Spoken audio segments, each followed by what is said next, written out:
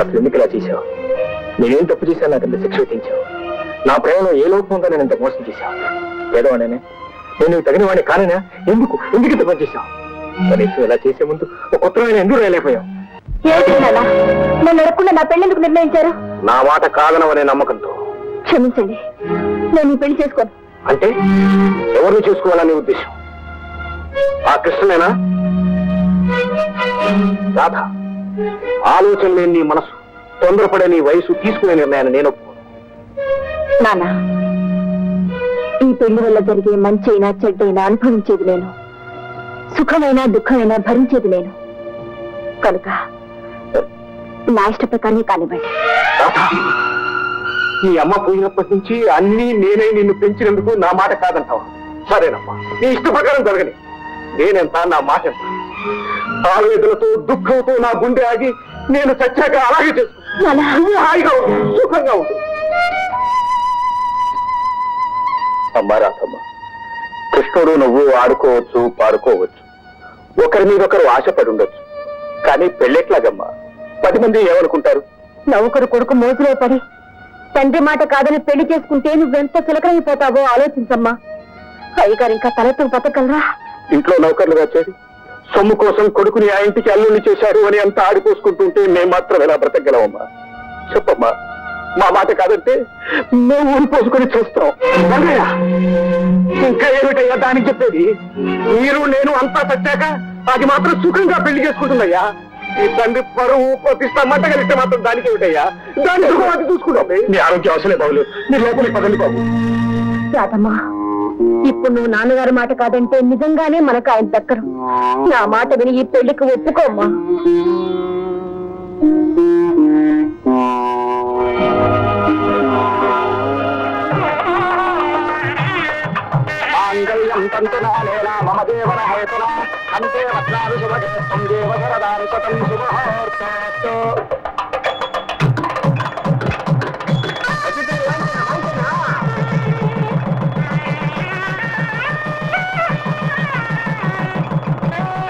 అల్లుడు గారు, కొత్త కోడలు తీసుకుని మేము వచ్చేటప్పటికి మీరు ముందుగా మన ఇంటికి వెళ్ళి అక్కడ కావాలని ఏర్పాట్లన్నీ చూడండి. చేస్తా 200 మంది హోటల్ నుంచి భోజనాలు ఏర్పాటు చేస్తా. ఎందుకే నాన్న పుల్లారెడ్డి స్వీట్స్ కూడా తెచ్చుకున్నావా? ఎందుకు? నీకు కావాల్సి కొనుక్కుని ఇది కూడా నువ్వే తినేసి. అమ్మాయి జాగ్రత్త. ఏనాయనా నాగరాజు, మా తమ్ముడు పెళ్లి ఎలా జరిగిందంట? చూడండి రత్నమాణిక్యం గారు, పెళ్లి చాలా బ్రహ్మాండంగా జరిగింది. భోజనాలు బాగున్నాయి, టిఫిన్లు బాగున్నాయి. అన్నిటికంటే పెళ్లి కూతురు చాలా బాగుంది. ఆమె వెనకాల ఉన్న ఆస్తి బాగుంది. ఆమె వీడికి భార్య అవడం ఇంకా బాగుంది. అమ్మాయి, నువ్వు ఇక్కడున్నావా? త్వరగా తెమలాలి మనం, లేకపోతే మళ్ళీ వద్ద వచ్చేస్తుంది. త్వరగా. అలాగే అమ్మా.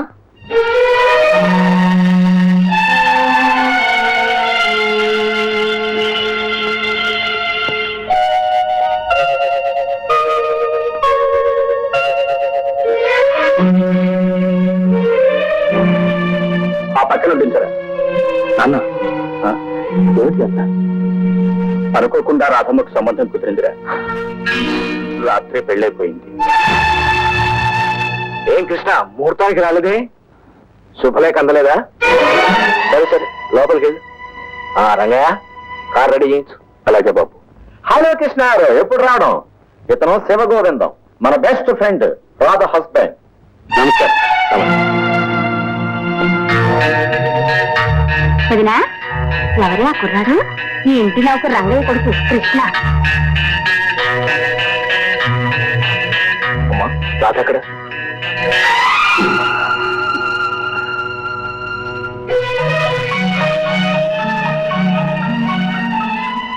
రాధ,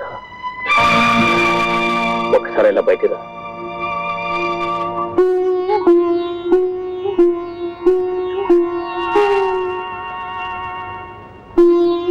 రాధ, ఇది నిజమా? నీకు పెళ్ళైపోయిందా? నేను నీకేం చేశాను? నాకు ఇంత అన్యాయం చేశావు.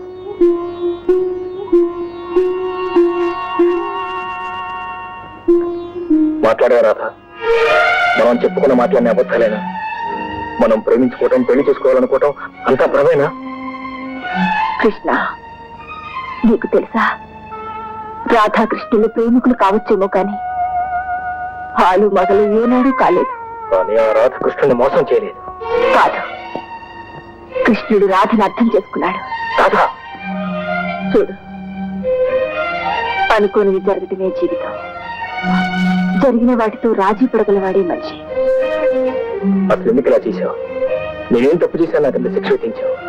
నా ప్రేమలో ఏ లోపం ఉందో నేను ఇంత మోసం చేశావు? పేదవాడినే, నేను తగిన వాడిని కానైనా ఎందుకు ఇంత పని చేశావు? కనీసం ఇలా చేసే ముందు ఒక ఉత్తరమైన ఎందుకు రాయలేకపోయావు? చెప్తుందా కృష్ణ, నేను ఉత్తరం రాయకపోతే నా ముఖం చూడన్నా. నీ మాట నిలబెట్టుకో. కానీ నేను ఆ అర్థం అనలేదు. కానీ నా బ్రతికిదే అర్థం చెప్పింది.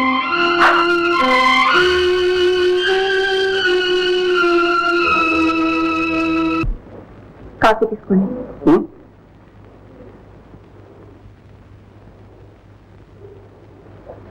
వెన్నీళ్ళు పెట్టారా? స్నానం చేయండి. అబ్బాబ్బాబ్బా, ఇంట్లో ఇంతమంది ఎవరైతారు? ఈ పెద్ద ప్రాణం ఉందా ఊడిందా అని వాజా పజా కనుక్కోవడం ఏమైనా ఉందా? ఎవరా ఎక్కడ తగలతారు? తెలిసేదా అత్తయ్య? లేదమ్మా, అరిచాను. చూడమ్మా, నీ కొత్త గనక నా అలవాట్లన్నీ చెబుతున్నాను. ఏదో పెద్ద ప్రాణం కదా, పొద్దున లేవగానే కాస్త కాఫీ చుక్కబడకపోతే కథ లేదు. కలెక్టర్ గారు వాడింది కదా, అన్ని అప్పుడు అలవాట్లే. అందుకని పొద్దున లేవగానే కాస్త కాఫీ నమహారు పోస్తూ ఉండు. గంట క్రితమే కాఫీ చేసి నీ కోసం ఫ్లాస్క్ లో పోసి అదిగో అక్కడ పెట్టాను. నా తల్లి, నా తల్లి.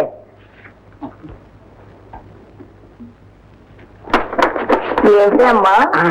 ఏముంది? అని చెప్పి మనం ముందే చెప్పొచ్చుగా. నన్ను అనిపించి ఆయాసపట్టాను తప్పతే. గొప్పింటి పిల్ల కదమ్మా, లక్షల్లోంచి వచ్చిన దర్పం అదంతాను. అవునవును. ఏంటో పని? పాలన కూడా మేగుడంటే నాకు ఇష్టం. ఇష్టం అయితే గడితో తీసుకోవచ్చు కదా, అలా అసహ్యంగా. ఇదే మా అమ్మమ్మ ఇల్లు, మా అమ్మమ్మ పాలు, ఇది నా వేలు, నా ఇష్టం. రండి, అంతా రండి, టిఫిన్ తెచ్చాను. పూరి, ఇడ్లీ, వడ, ఉప్మా.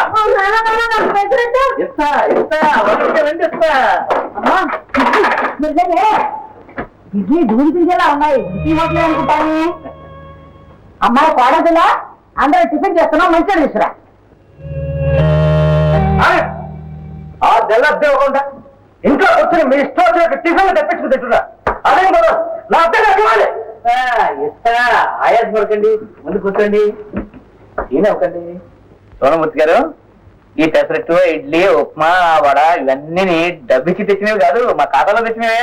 ఆ విషయం నాకు అనవసరం అండి, నా అర్థం నాకు ఇవ్వండి. ఇస్తా ఇస్తా. మరి చుట్టుపక్కలకి ఇచ్చిన 500 ఇస్తా, అది ఇస్తా. వరకు రండి, ఇస్తా. ముందుగా శాంతి ఇచ్చి వేడి వేడి వడలు తినండి.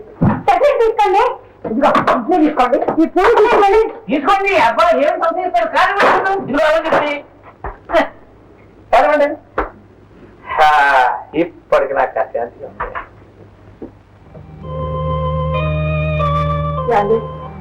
హోటల్ నుంచి అన్నీ టిఫిన్ ఎందుకండి తేవటం? అనవసరమైన ఖర్చు. చెప్తే నేనే చెప్పిందిగా. చూడు, మా ఇంట్లో తల రకం తినడం అలవాటు. అందరికీ అన్నీ నువ్వు చేయలేవు కదా, వాళ్ళ ఇష్ట ప్రకారమే కానీ ఏ గొడవ ఉండదు. ఏం మాలకు కృష్ణ గారి భోజనం అయిందా? లేదమ్మా, వద్దన్నారు. పొద్దు నుంచి ముట్టుకోలేదు, పైగా అదో మాదిరిగా ఉన్నారు. వద్దన్నారా? నేను వచ్చిన వెళ్ళు.